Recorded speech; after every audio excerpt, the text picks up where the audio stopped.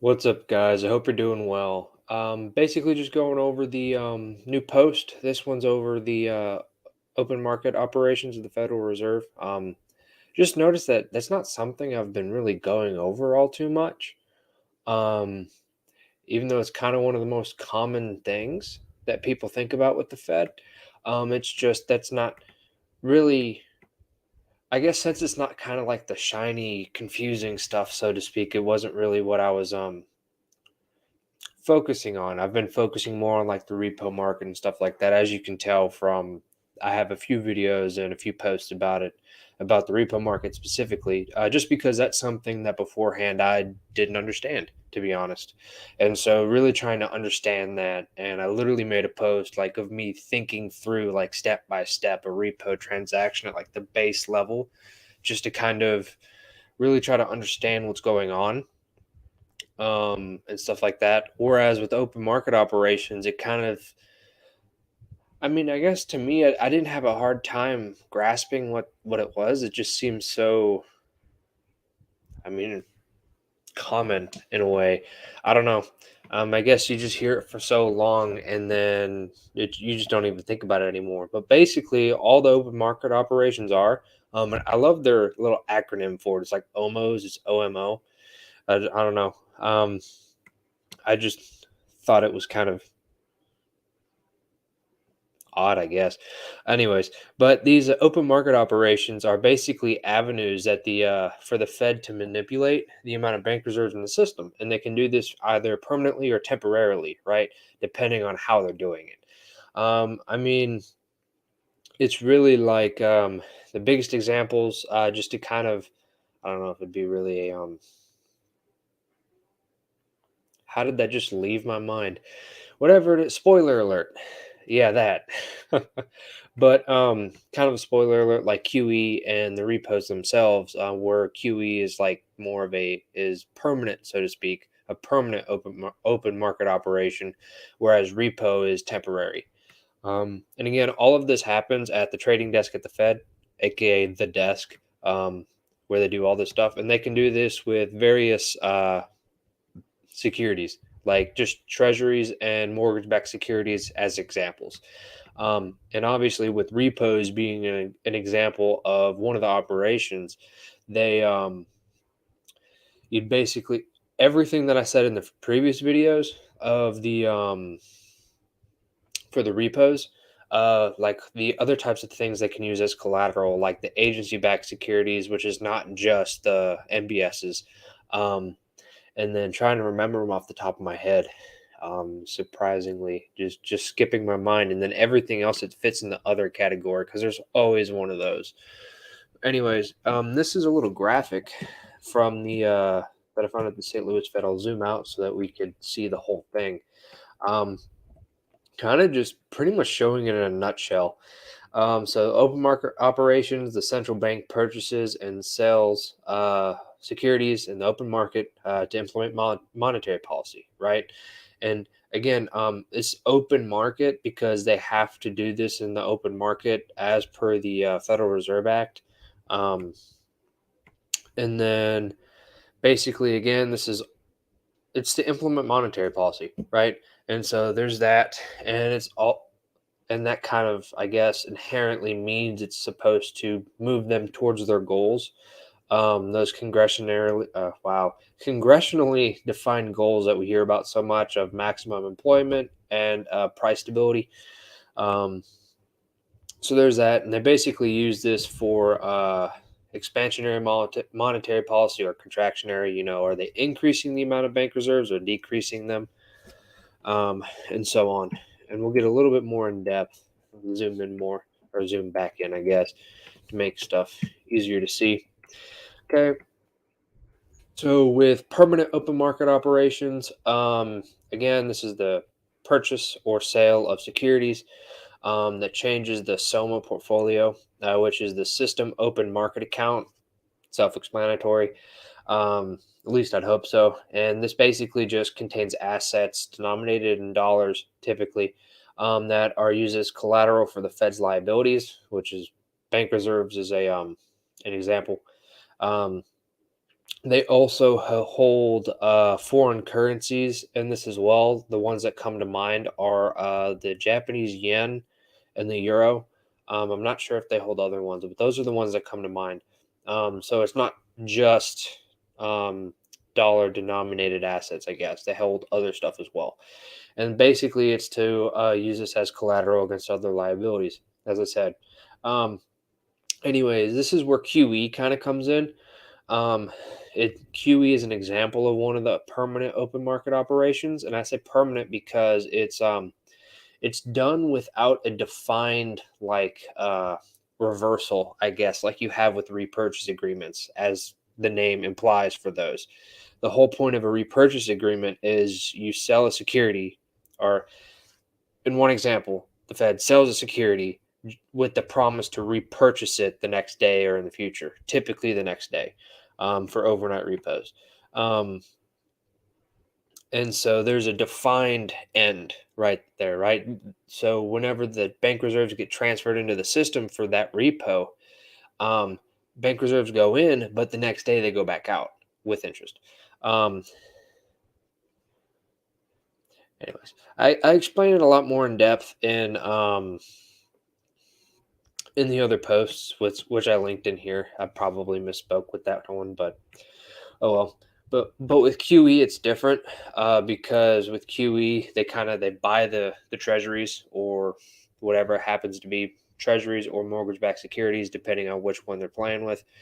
Um, and basically, that's that. They buy them and they keep them until they eventually resell them into the market or let them mature and roll over or whatever that may be.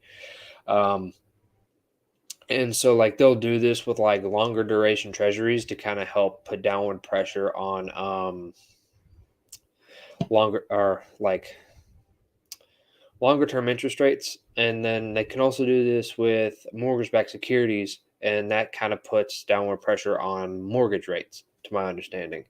Um, and a kind of another fact about the SOMA portfolio is the transactions for this portfolio, they're done by the New York Fed, but its holdings are distributed to the within the kind of they're distributed to the other reserve banks as well. Um, so yeah, and then you have the temporary open market operations, which obviously, contrary to the permanent ones, are temporary.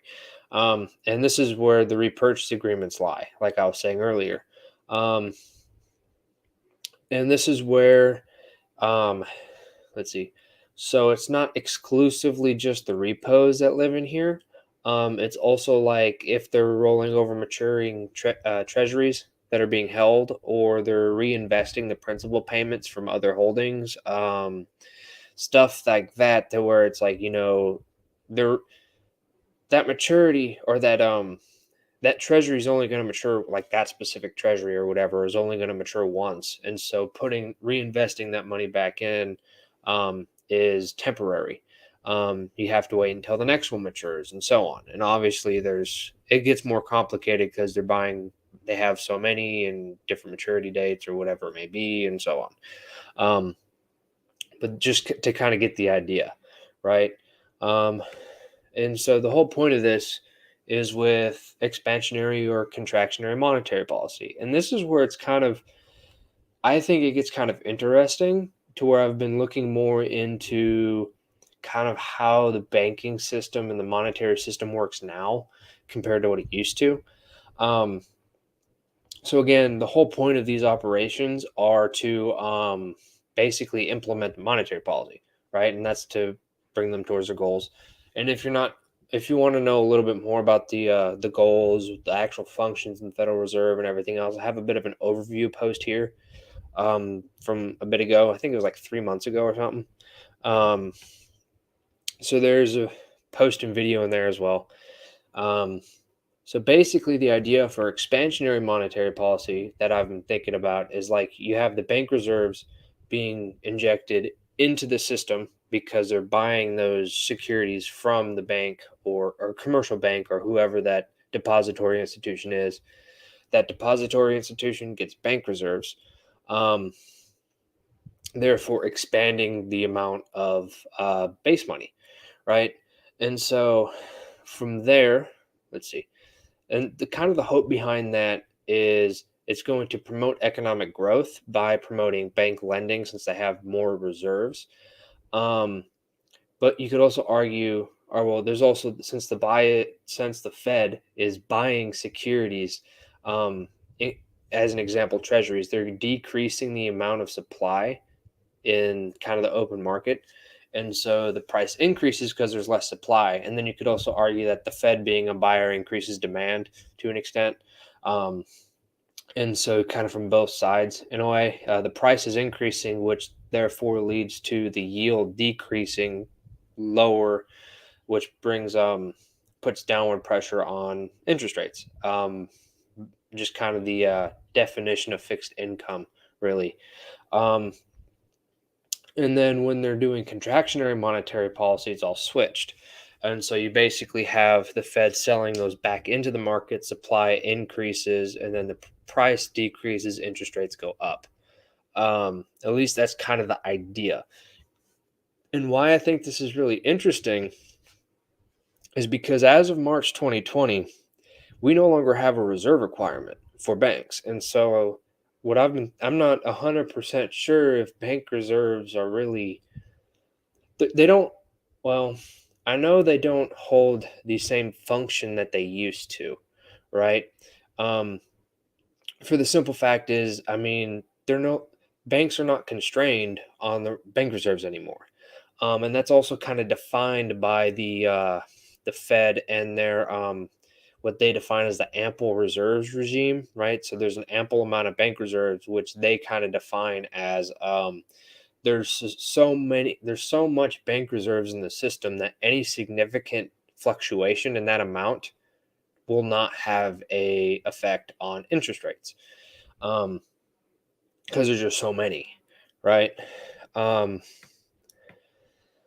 so yeah, so that's one thing I've been kind of thinking about. That, and there's something called the SLR, the supplementary leverage ratio, which basically now these institutions let their how much they can leverage depends on their asset holdings rather than how much bank reserves they have. So instead of being like, hey, we have a 10% reserve requirement, you can only or all of your loans that you give out or all the credit creation you do has to be 10% backed by the amount of reserves you hold. Well, that's no longer true because the reserve requirement zero. And so you don't have to have bank reserves to create credit from the perspective of a bank. And so therefore they have to kind of do other modes of regulating that, which the SLR, from my understanding, is one mode of doing that. There's other ratios in kind of I guess metrics that I've been looking into as well. And this is kind of the big rabbit hole for the whole website and everything else that I'm kind of figuring out and finding and starting to try to kind of mesh together in a way that I can kind of one for myself understand and also hopefully help you guys as well. Um, is basically this in the Eurodollar system, and how all of this stuff works now, because it's a lot different. The whole idea of fractional reserve banking, as basically it seems, I guess the mainstream would kind of believe what we have. It's not true anymore. That's not how banking works. That's not how the monetary system works. We are no longer in a fractional reserve system. Um, Obviously, since there's no reserve requirement, you can't. There's no reserves to like really. Or it's not that there's no reserves. Obviously, there's an ample amount. So that's not the correct way to say it. But trying to think of a good way to make my point, I guess, which is why I do these live. Is so you guys see everything. Um, Anyways, yeah, we are no longer in a fractional reserve system, and so what is typically taught as banking is no longer true. Um, and it's one of those I'm kind of curious to see, or I'm curious to see how they would teach this differently in schools, since it's no longer the case. Because when I was in like middle school or high school, I guess, um, we were taught about fractional reserve banking and I guess most of that's due to the fact that there was still a reserve requirement. And so there could still kind of argue it, even though pretty much the Eurodollar system has been here for decades, from my understanding. Um, anyways, that's the whole point. Basically, trying to bring the red pill to the monetary system is the whole idea, and just trying to really understand what is actually going on, how this stuff works, you know, figure it out from, I guess, a somewhat objective point of view, because you can argue that you can never really be, there's always going to be some degree of subjectivity. But my hope is that by basically looking at many points of view and trying to look at the same thing from multiple different angles, you can really start to understand how this stuff works, um, and really get like an overall picture of stuff. But, anyways, that's all I got for today. So I hope you guys have a good day, and I'll see you on the next one.